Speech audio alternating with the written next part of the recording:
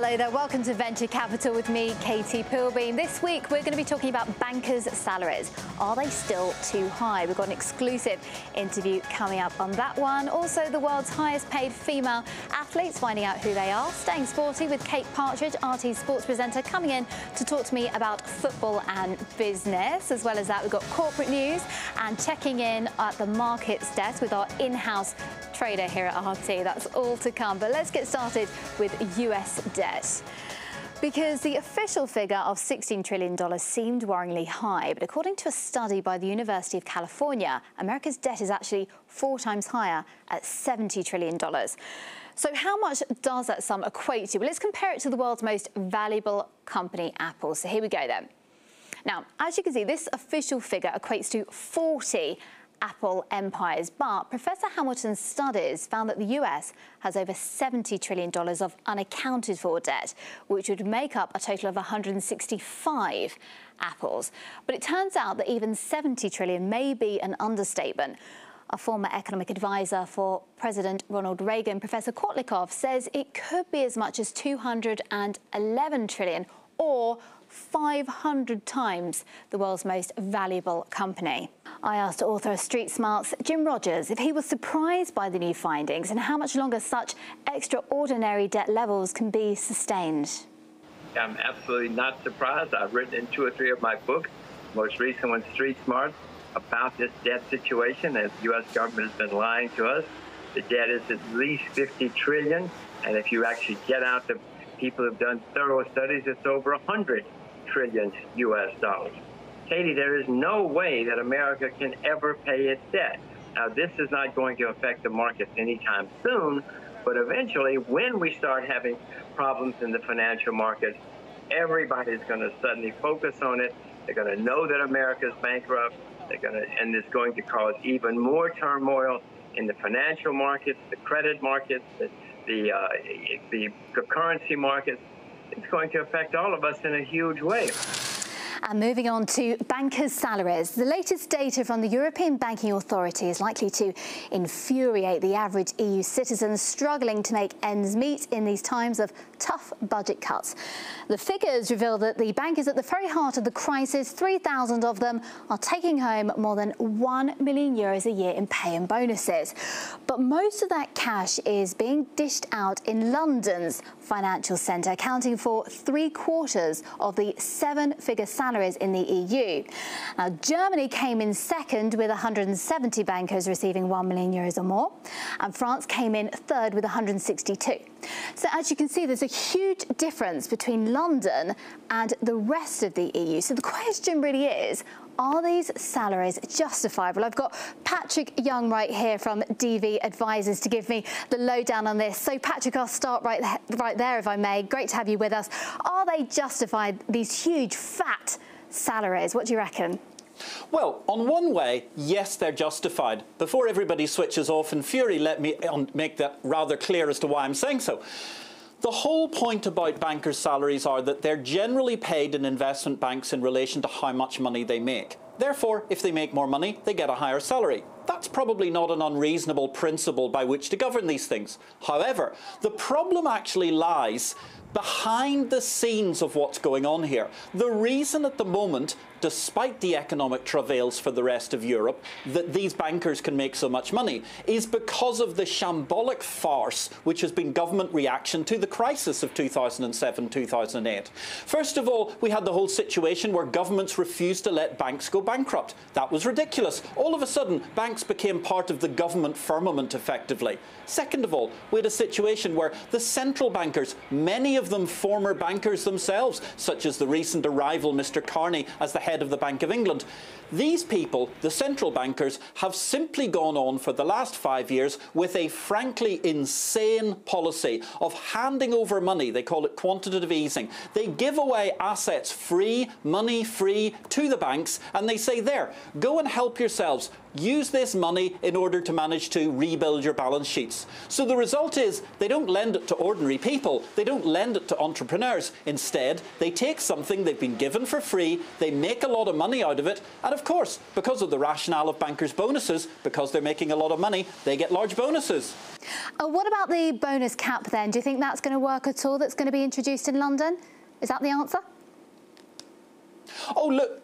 I mean, this is just an absolutely farcical example of regulators trying to do something to justify their political masters who've already managed to mess the whole thing up. No, they won't work. We don't have bonus caps on footballers, yet they get €100,000 a week for kicking an inflated pig's bladder around a lawn. Why not? Because it's capitalism. People should be allowed to earn what ultimately they can manage to make in profit. That's a very reasonable and sensible assertion by which they can all end up paying more taxation and ultimately then helping government. No, bonus caps simply will not work. All they will do is drive business out of the EU. They'll go to somewhere like Moscow, where they've got a very enlightened tax regime and a growing financial centre.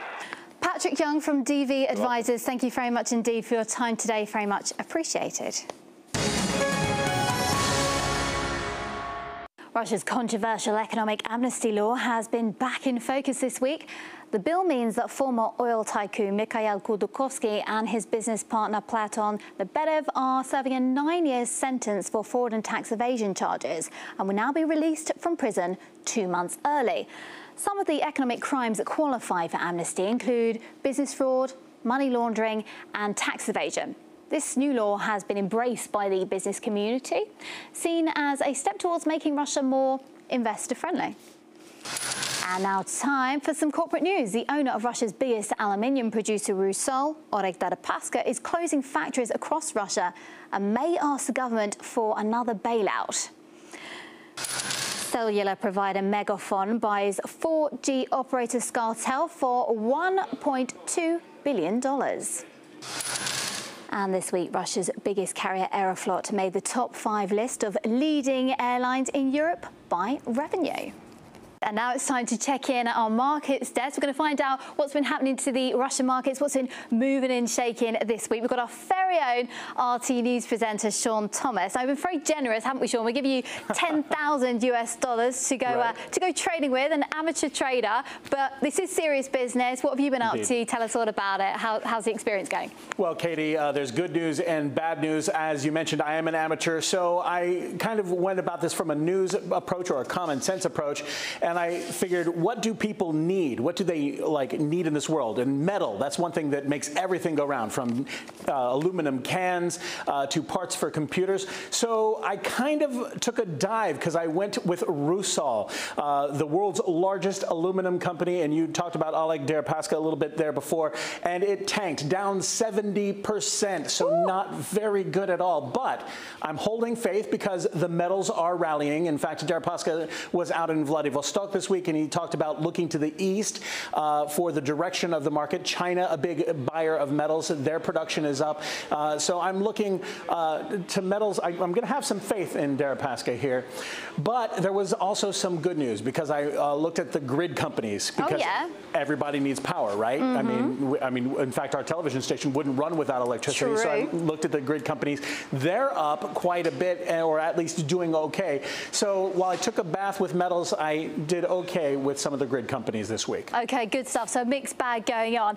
Next week, you don't have the excuse of being a beginner in all of this. So we want to know what is up your sleeve. What have you got planned? What are you going to be tackling? Right, indeed. Okay, again, from a common sense approach, I was looking at the banks and the central bank basically not changing lending rates. So I'm thinking the financials might be one way to look at that. And whenever the financials are steady, that means oil is going to do well, at least in my mind. So I'm going to be looking at some oil. And then also cell phones, right? You have one, I have one, we all have one. People just live off of these things. And so on this news about Megaphone purchasing ScarTel, I'm expecting that to do good things. So I'm going to go for some cell phone action for the coming week. You do that. Sean Thomas, thank you so much indeed for that. And checking in next week, we want results. So the pressure's on, all right? Okay, Sean Thomas just there. Okay, moving on. Forbes has named Russia's tennis superstar Maria Sharapova the highest paid female athlete for the 9th year running, thanks to her $1 million contracts with Nike, racket brand Head, and her own brand of sweets. Ms. Sharapova has made a staggering $29 million last year. Despite being the world's #1 tennis player, Serena Williams of the USA came in second in the cash stakes with a cool $20.5 million. And fellow tennis players made up third and fourth place, with China's Li Na with an $18.2 million pay and Victoria Azarenka of Belarus with $15.7 million. The fifth place went to a female racing champion, Danica Patrick, just there. Gorgeous women, girl power, we like it. Now, moving on, staying with sports, the billionaire owner of Russia's most expensive football club, Anzhi, is planning to slash the budget by 2/3. Mr. Solomon Kerimov, Russia's 19th richest man with a fortune of $7 billion, is planning to sell some of the world's top players to achieve his goal. And as you can see, the stars, they do not come cheap.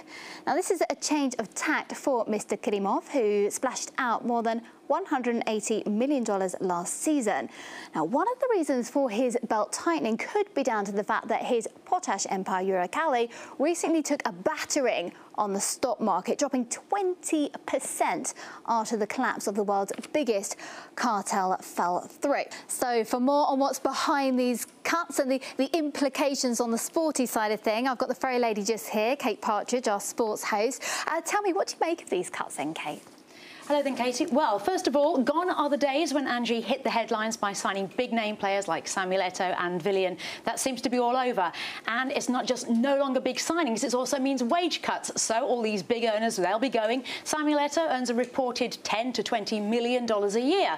And it's not just the big-name foreigners that will be going as well, it's also Russians. The Russian football system means there's a quota, and you have to have 4 Russians on the pitch at any one time. This pushes up the prices of the Russians and their wages, so they've got to go too. So 3 internationals, they've already left Anzhi. So if you don't have established players, where do you get your team from? So the emphasis now is going to be on youth investment, youth development. As part of the Anzhi project, Mr. Kerimov said, we're going to put money in local players, in local Dagestan players, and encourage them. And they could also be returning to Dagestan, because currently all Anzhi's players live and work and train in Moscow and fly to Makhachkala, some 800 miles away, for their home matches. This looks like that could be at an end as everybody goes local. Well, just having, I mean, I'm not an expert, as I say, but just looking at the league table and the stats, the goals and all of that, even with all these millions, they haven't done particularly well, have they? Well, that's only really so far this season. When the announcement came in, 4 games had gone so far, 2 defeats, 2 draws, 2 points from a possible 12, 8 points adrift from the top, already 4th bottom. However, there's a tendency to look at Anzhi and Suleiman Kerimov and compare him with Roman Abramovich and Chelsea. Well, you can't. When Abramovich bought Chelsea, it was an established club, established history, established fan base, everything was established. Anzhi wasn't. And let's face it, last year they were title contenders for the first part of the season. They ended up coming 3rd. They're in the Europa League for 2 years running. Pretty impressive for a small club. And now they have Gadji Gadjiev coming back, experienced coach, to steady the ship from Kliya Sovetov. It's going to be an interesting season for us, but also for Anzhi. Kate Partridge, thank you very much indeed for your time. And that's it for this week's edition of Venture Capital. You can join me same place, same time next week. Have a great one. Goodbye.